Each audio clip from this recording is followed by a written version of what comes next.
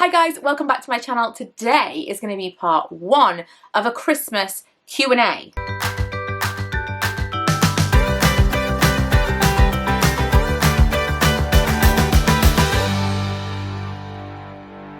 I would love to tell you that I set this up to be like cozy and the glow in the background, dim mood lighting, but no, can you see this here?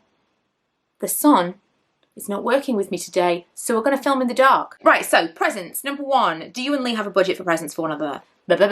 One another. We don't tend to exchange gifts. I don't exchange gifts with that many grown-ups. I don't know that many children either. But I don't exchange gifts with that many grown-ups. I've got like Emma, who we will have done the box swap, I think, by the time you see this. We decided this year, the same as we'd done the box swap earlier on in the year, we would do a Christmas version, and that would be our Christmas present to each other. I do presents with my best friend Kaz, which this past year we decided, because our birthdays are either side Christmas, we would instead do like some kind of experience or a day out and buy something for each other. And instead of doing Christmas, birthday, the whole thing, we're just going to combine it and do like one exciting present. And this year we actually didn't spend that much money. We bought some shoes that were a really, really good deal from eBay in America. They should have been like $400 or something, but they were like shop seconds, so we got them for like $70 each. So we ended up saving a chunk of cash this year. But yeah, we do presents, but that's still, we've started doing that in a different way. I don't exchange presents with my mum and dad anymore. I do give presents to my brother. There's a couple of family members, but really hardly any at all, which I would recommend. It's a good habit to get into. I don't envy those people who've got huge families to buy for, and it comes to this time of year and you're like, how am I going to afford all of this? It's not necessary, in my opinion. I mean, you know, it's amazing to be able to give presents to everyone, and it feels really nice to wrap things up and like give them the present, and it feels, you know, it's part of the season. But I think that it can spiral a little bit crazy. So I have just kind of cut out a lot of present swapping with adults, and Lee and I just were like, we're just buying things for the sake of buying things. Now if there's something close to Christmas and he really wants something or I really want something, we'll buy it for each other, and that can be the Christmas present. But we have birthdays either side of Christmas. We've got our anniversary in January, then we've got Valentine's Day. It's a whole thing. And so occasionally we'll do like a little present, or we'll do like, well, we're going on holiday in January, so that kind of thing. But we don't typically exchange. If we were to, then we would do a budget. Like, I think the most recent time we did presents, it was like £50. Most memorable gifts given and received. So received, I always come back to my Game Boy. It was a yellow Game Boy. It was a Donkey Kong Game Boy because it came with Donkey Kong. It was a big deal. I wanted a Game Boy for the longest time, and I got a Game Boy. I don't know how old I was. I want to say I was like 9 or 10. Could have been older than that. Could have been older than that. Loved it. Loved it. It really was up there in terms of like standout present moments. I can't remember a lot of presents that I got as a kid, but I really remember that. As an adult, although I did once get a Nintendo DS, and that was pretty cool as well. I was pretty excited about that. I can't totally remember off the top of my head any like, oh my god, this is amazing when I opened it. And I think probably that is the surprise element. If I know I'm getting it, then it probably won't stand out as a, wow, this is an incredible gift.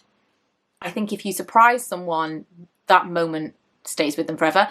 With that in mind, my most memorable gift given has to be a present that I got for my friend Kaz when we were teenagers. Back in the day, you used to be able to buy phones. Just like buy them without a contract. And you didn't need like a loan or anything to do that. It was just like a phone. And it wasn't like a terrible phone. A phone that everyone would use back in the day. So we would frequently lose things on nights out. I lost so many cameras. I don't even understand. I didn't have a lot of money. Where are these cameras coming from? Were cameras cheaper then? What is it all about? Because I must have lost 10 cameras. Disposable cameras for the win, FYI. But I don't, honestly, so many cameras I lost. And a handful of phones. Well, one particular occasion, she lost her phone and she couldn't afford to buy a new one. and it was my payday. The day after we'd been out was my payday. In fact, you know what? It was probably the day we went out, because what we used to do is oh, I'm just realising this shelf is not incredibly stable, is it? On my payday, we used to go out and I used to pay, and on her payday, we used to go out and she used to pay. That is how we managed to get in at least 2 nights out a month, because we were horrible with money. We thought it was a pretty good scheme that we had going there. So what it was probably was when we went out, it was my payday, and so the next day, it had been payday, so I could afford to do this and she couldn't. I went out and bought her a phone as an early birthday present, and I went to her work and gave it to her, and she still cites that as her best birthday present ever, or best present ever. Because it was like, in that moment, there was nothing she could possibly have wanted more, and she couldn't get it for herself. And so there are just, I feel, in certain circumstances like that, there are a finite amount of times when you can do something like that for someone, and it's pretty much the best feeling in the world. How many presents do the kids get? Now, it does occur to me that Santa, the Tooth Fairy, the Easter Bunny, there's some discrepancies household to household as to how many presents, eggs, money for teeth children get, which is strange because you would think, I mean, maybe it's like a north-south divide, I don't know. I think with some children, Santa maybe panicked and got together too many presents, and then on Christmas Eve was like, wow, this is a lot, should we put some aside for next Christmas? No, they'll probably just have a big Christmas. I don't know. But I personally think there is a sweet spot in terms of number, and beyond a certain number, the experience won't be any more. It won't be any better just because there are more things. Obviously, when you've got 2 children or more, even more so needs to be kind of considered, and you do set yourself up down the line for that needs to grow, or it needs to at least stay the same. I think there's too much pressure on that initial reveal, which is where there might be some like worry on Santa's part. My children, it's hard to say. I think it would depend on the things, but I would say it's a modest number of things. If I had any influence over Santa, sometimes I don't. Sometimes Santa's elves, I think, add to the pile when Santa's not looking. But if I had influence over Santa, I would say less than 10 is a sweet spot. Purely because I just don't think a giant pile of presents is necessarily, I don't want to say it's not a good message, but I don't think it's not sustainable necessarily, dependent on lifestyle and income. But it's not necessary, is it? I don't know. Again, I don't have a massive family. And so I know some people have like extra presents from like aunts and uncles and cousins and whatever. We don't do that. It's mostly Santa and then grandparents. And it's not over the top. But thankfully, I don't have to buy any of those because they are magic tier on Christmas Eve. Budgeting for Christmas or compensating for a crap year by going all out.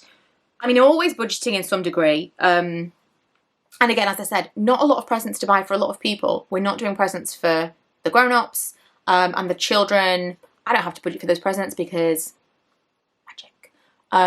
But I have been encouraging the children to ask for larger items. Ella wants clothes. Milo wants like still knick-knacky toy type things. Both, I think, would benefit from, let's say, an iPad as a main gift and some little things alongside the iPad. I think the iPad has longevity in terms of you will use this for a long time.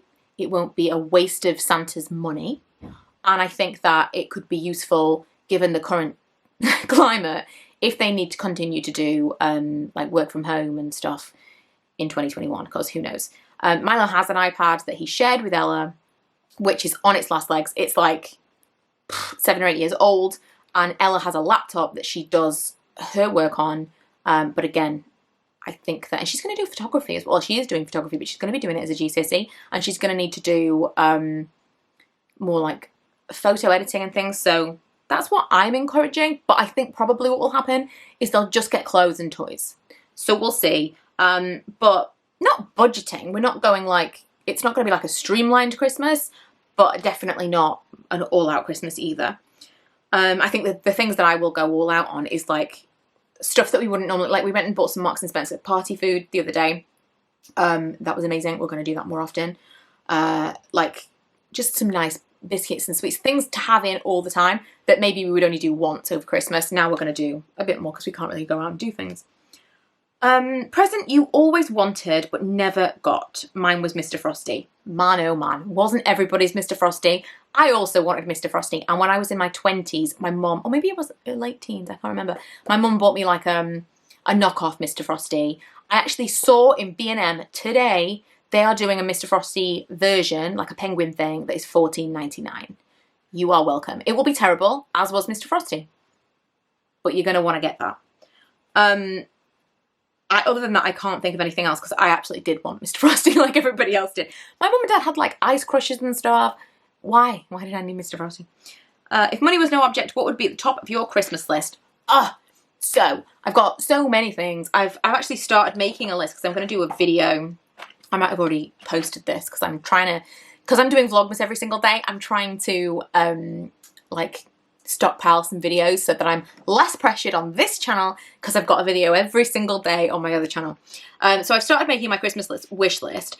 A couple of things. I mean, money is no object. There is one particular handbag that I've had my eye on for several years and keep having the money and being like, no, I can't do it. And that would be the Louis Vuitton Speedy bandolier, the one with the strap. It's like the classic one. I think I just want the monogram print. I think I want it in a 30. I'm pretty sure this is exactly what I want. It's not going to improve my life if I have it. There are other things that would improve my life for that money and other things that I want to spend that money on, and I can't justify buying that thing. So if it was like, you know, if Santa wanted to buy me a present, that would be the thing that I would ask for. Realistically, I would really like some Ugg slippers. That would be, really would. And I also really want an Apple HomePod. You know, like their version of the Alexa. Okay. They're on my list. But again, no one's buying me presents. Magic! So, these are the things that I felt like fell into like either a magic category or didn't fall into another category. So, favourite part of Christmas. This is hard. Because I love Christmas in all of its glory. I'm going to say Christmas movies, but I really enjoy. I put up my Christmas tree a couple of weeks ago and I put on my lights. I like the setup now. I like that my tree is somewhere that I can see the tree while I'm watching it. It's just a whole vibe, I love. I put my thing on, have my Bucks fave, and I'm going to need to do something about the shelf as soon as I finish filming this. I've got my like fluffy socks on, watching my Christmas movie, the whole thing. It's the glow. The glow of Christmas is my favourite. The glow. That's totally it. In the garden in the new year, when we totally do out the garden, like I say in the new year, probably next spring, summer, the glow. I've just always wanted festoon lights in the garden. It's never been the right thing. It's like we've either had a garden that's too small, or, you know, it just wasn't our garden, so I wasn't going to put money into like landscaping or like really making a big change. But I really wanted festoon lights. And I also really, one day, would love a tree that is covered in fairy lights. Like a New York tree, as I would call it. Totally wrapped in fairy lights. I'm going to have someone do this because it's going to be too much work for me. I'm also not sure whether or not that would then bind the tree. I don't know how it works, but this is what I want. I want to sit in my garden and have an all year round Christmas glow. That is the thing I love about Christmas. I love the Christmas movies. I love the Christmas like snacks and drinks and the just general vibe. I love Christmas music. I love the glow. Favorite Christmas smell. Ooh, okay, so that's gonna be, I like things that are like piney kind of smells.